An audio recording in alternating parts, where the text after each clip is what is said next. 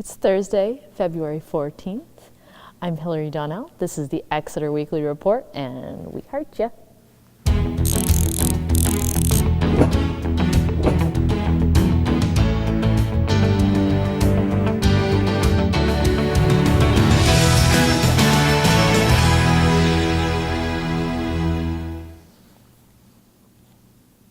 All right.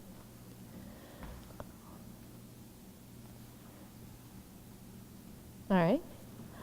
David Pryor went downtown to the businesses to see what we have in downtown Exeter brewing for this special holiday. Hi, I'm David. Hillary Donnell could not be here because she's on an adventure today. But we are going downtown to take a look at all of the different options you have for you and your Valentine on this Valentine's Day. Deanna from Top Drawer. Stop in here because we have lots of wonderful gifts that either for their sweetheart or themselves to surprise their sweetheart. We have chemises and loungewear and great gift certificates, and we're open until 7 o'clock tonight, so you can even run in for that last minute gift. So who are we here with? Hi, I'm Samantha Brown from La Cascade du Chocolat in downtown Exeter, the Chocolate House.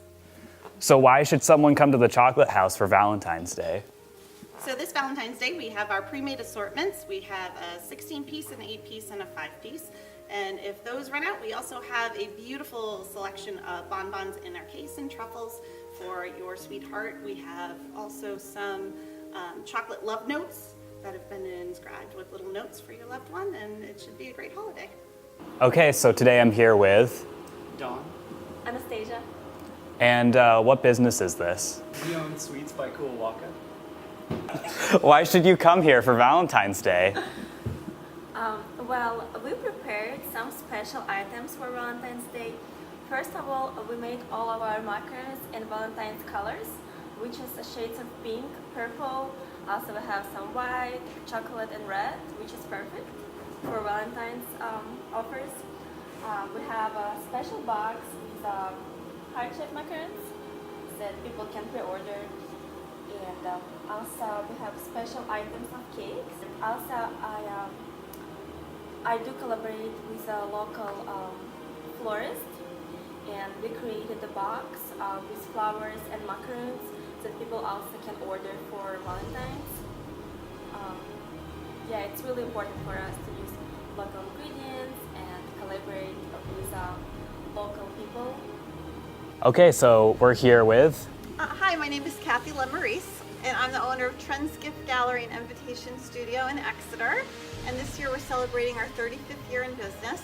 And why should you come to Trends for Valentine's Day stuff? Well, for one, we're opening at 9 o'clock on Valentine's Day and closing at 8. We are a store that has something for everyone. We have lovely cards, Valentine bags, we have beautiful gifts. This is a new line we're showcasing. It's all aromatherapy. Aromatherapy and nice body care items are great for Valentine's Day. We have a lovely selection of jewelry. We have gifts for him, gifts for her. We also sell all kinds of gourmet food. Food's always something for the heart. We also sell half-price local restaurant gift certificates. What a great gift to give somebody. Example, go to Epic at Exeter and a $40 gift card costs only $20. I have a wonderful staff. We pride ourselves on customer service, and never does a customer come in, many come in unknowing what they want, and we definitely will be a personal shopper for them. And a lot of our gentlemen clients ask us if we have suggestions, and we can walk you around the store and let us know what your price range is, and you will leave happy.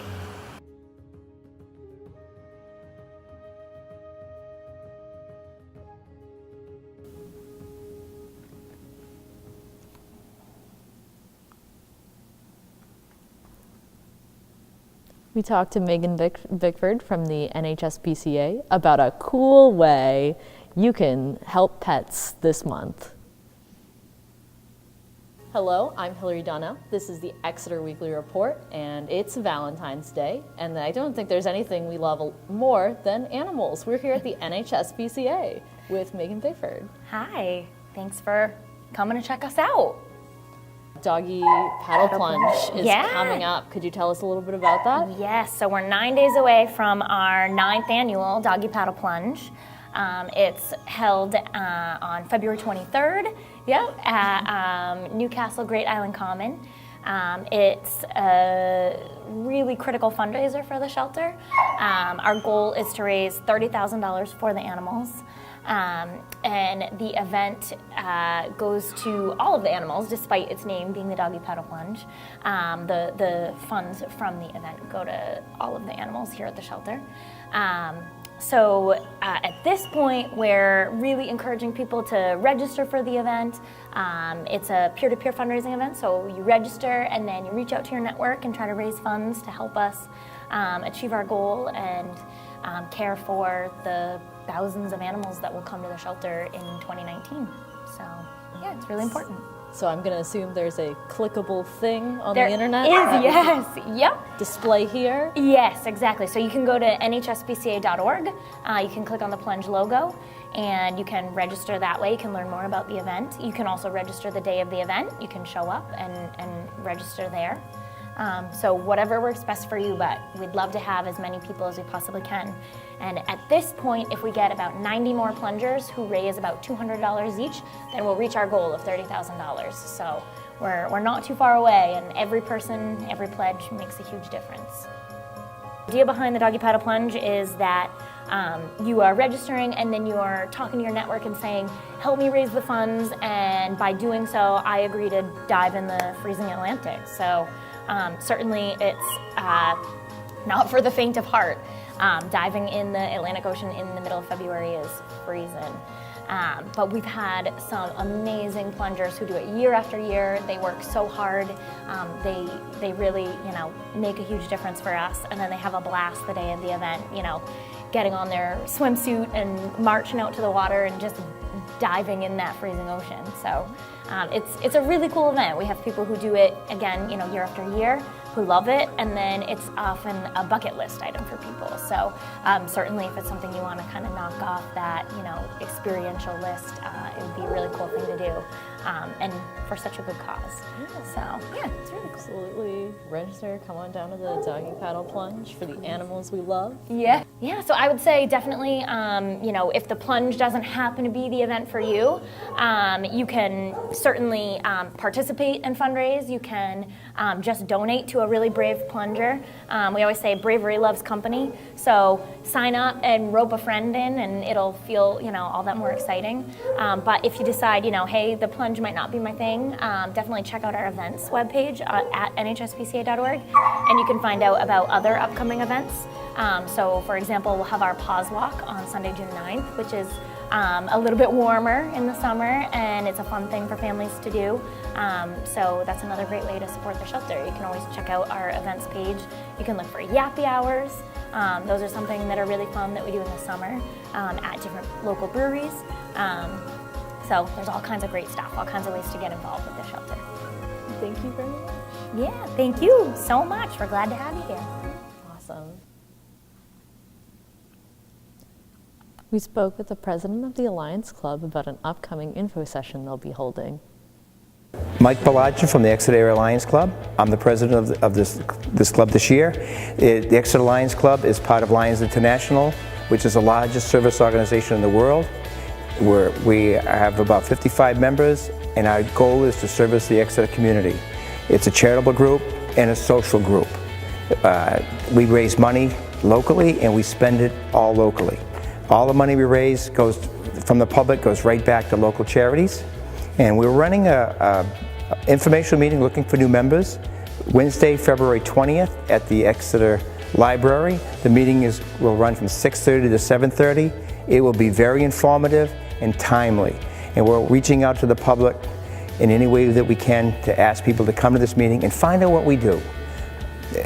And at this point, we're looking for another 100 years of service in the Exeter area. If people are looking for more information, you can find it on the town's website. We have a Facebook. Just look up exeterlions.org, and there's more information there. And again, this meeting on the 20th will be very informative, and we urge people to come out and just listen to us with no obligation whatsoever. We spoke with two great folks from the Conservation Commission and Exeter Parks and Recreation about an amazing event that's going on this Saturday. All right, I'm David from Exeter Parks and Recreation. Kristen Murphy, Natural Resource Planner for the town. And Bill Campbell, Chairman of the Exeter Conservation Commission. And we're excited to bring you a few new programs that we have coming up. The Exeter Parks and Recreation Department has partnered up with the Exeter Conservation Commission, and we're really excited to bring a new program called Exploring Exeter. Exploring Exeter will feature family-friendly hikes to local conservation lands and open spaces. These guided hikes will include popular sites such as the Exeter Country Club, Little River Trail, McDonald Conservation Area, and many more. Our first Exploring Exeter hike will be on Saturday, May 18th. We do ask that people register through the Parks and Recreation Department. You can do that online, in person, or by phone. On May 18th, we will leave at around 8:30 a.m. and head over to the McDonald Conservation Area. And we'll be celebrating the sights of spring, hopefully see some wildlife out there. And Kristen will talk about some of the property facts on some of these trails and a new hike we have coming up on this Saturday as well. Yeah, so Saturday we are featuring a full moon snowshoe at the Exeter Country Club and the Irvine Conservation Area. Both properties we acquired a conservation easement on the Exeter Country Club in 1989. So that's privately owned land with a conservation over it, so the Conservation Commission retains development rights, and the public retains some ability to access the property. Obviously, because it's a golf course, you need to avoid the golfing season, but in the winter it's a great property for walking, snowshoeing, and for sledding if there's enough snow cover. You can go sled on the hills as long as you don't damage the greens. You're perfectly welcome to.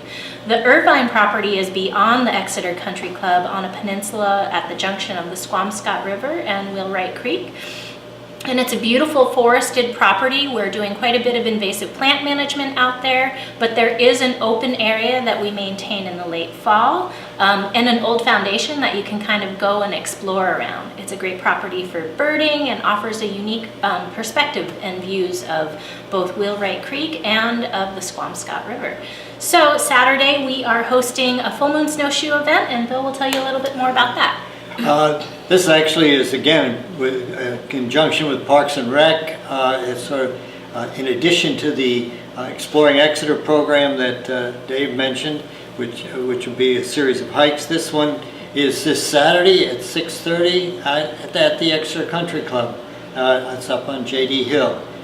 We meet in the parking lot at 6:30, and we will have a route planned out across, hopefully the snow, across the country club down to the Irvine property. And at the Irvine property we'll have a bonfire and some hot chocolate. I think it's a very kid-friendly hike. It's not very long, and it will be, so I would urge you to bring your kids along with you, your children along, and I think it'll be a good evening. We get a little if we don't have too much cloud cover, we'll see a moon too. That'll be very nice. You want to talk about registration? Yeah. So if you are interested in coming, the event is free and open to the public. Please just RSVP to myself, Kristen Murphy, at either 418-6452 or by email at kmurphy@exeternh.gov. It's not essential that you do that, but it definitely helps us when we plan for hot cocoa and refreshments. So if you could do that, that would be appreciated, and we hope to see you on Saturday.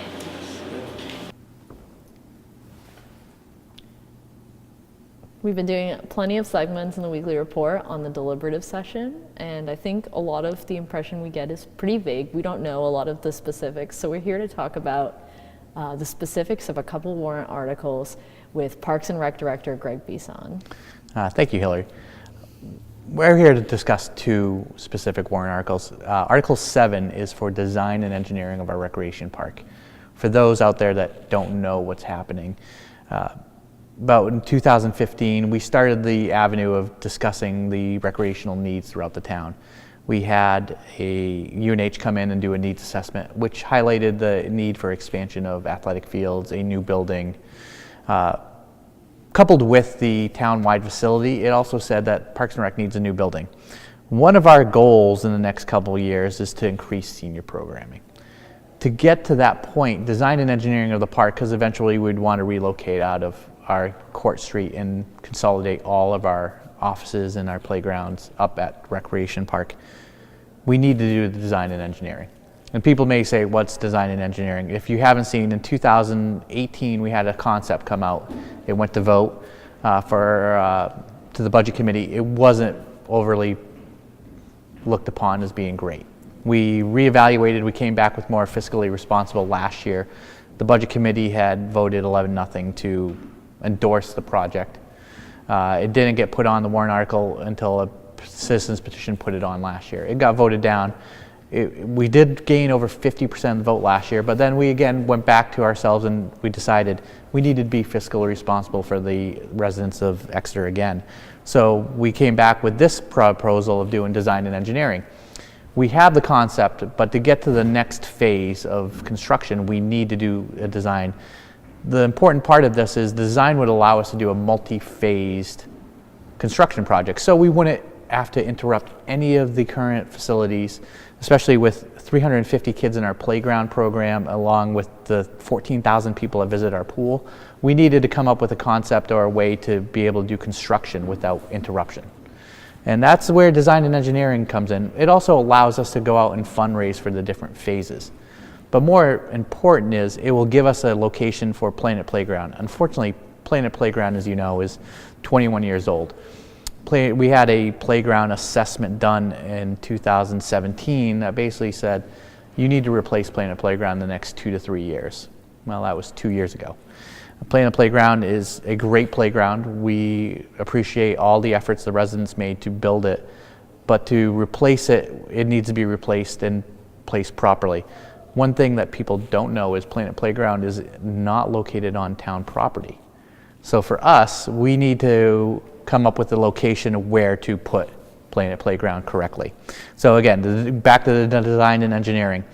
Who will benefit from the design and engineering of this rec park? When we eventually get everything up there, we'll be increasing athletic fields, we'll be increasing programmable space, which is very important, and we'll be putting a building up there that's ADA compliant. And one of the things is seniors do not want to walk upstairs, or as I call them, active adults. We want to be able to provide a nice center, a rec center, or a community center for seniors to come and actually program. I know we've been doing a lot of senior programming lately with our primetime evenings and our walking club, and it's just getting them excited and trying to come up with the needs. We'll be doing listening sessions down the line, but the design and engineering is so important. Without that, we're at a standstill. So where do we go to improve the needs and the recreational opportunities for the residents? That's why it's kind of important to pass this, and it gives us an outline where we can come up with construction documents to slowly reformat the rec park. That's where design and engineering comes in. And then there's another article, which is Article 19. Article 19 is a capital reserve fund for our parks improvements. Since I became director in 2018, I examined all the parks.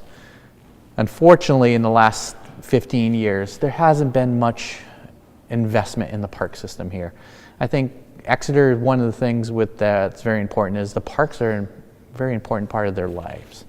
People don't understand how often the parks are used, from Park Street Common, Kids Park, which everyone would refer to as the Purple Dinosaur Park, Gale Park, which is historic because we have the monument with Daniel Chester French, which is the site of our Memorial Day Parade. Townhouse Common, which people until last year in our summer concert series didn't know existed, is the home of the original townhouse that was signed, where the Declaration of Independence was signed. So there's historical things. So when examining it, I proposed over $400,000 worth of capital improvements. We thought going a capital reserve fund would actually, one, we'd prioritize the capital projects that we need to do. by going in a slower order and really getting the buy-in from the community. Two, it also would allow us, if we didn't spend all the money at once, we would be able to roll it over to the next year, and we'd also be able to fundraise for other specific projects like Kids Park. One of our goals is to renovate Kids Park this year. Hopefully, if this passes, we can actually come up with a concept to renovate. That park hasn't been updated since 1985. The only updates really has been us putting playground chips in. Recently, we had a couple residents volunteer to redo the benches, which we have done slowly, but it's a bigger effort. Playgrounds are not cheap, unfortunately. But the playgrounds that were installed in the 1980s were also not up to standards of what they are now. So what we want to do is provide quality recreational opportunities, and that's where a capital reserve fund would also come in. So that's like safety, ADA kind of thing? Correct. All right, awesome. So you've got a lot going on to Parks and Rec has a lot going on, and especially we're not only programs. Programs are an important part of our jobs, but really it comes down to safe facilities and safe programming and safe. We hope you guys loved this one. Remember to like and share with your friends if you want to show Exeter TV some love this Valentine's. And here's your weekly forecast. Friday will be rainy with a high of 48 degrees and a low of 29 degrees. We think you should stay out of the rain at our free videography class running from 6 to 7 p.m. Walk-ins are not only accepted but encouraged. Saturday will be partly sunny with a high of 40 degrees and a low of 18 degrees. Clear skies are expected in the evening, which is great news for the full moon snowshoers. Sunday will be partly cloudy with a high of 35 degrees and a low of 17 degrees. The clouds are staying for Monday with a high of 32 degrees and a low of 13 degrees.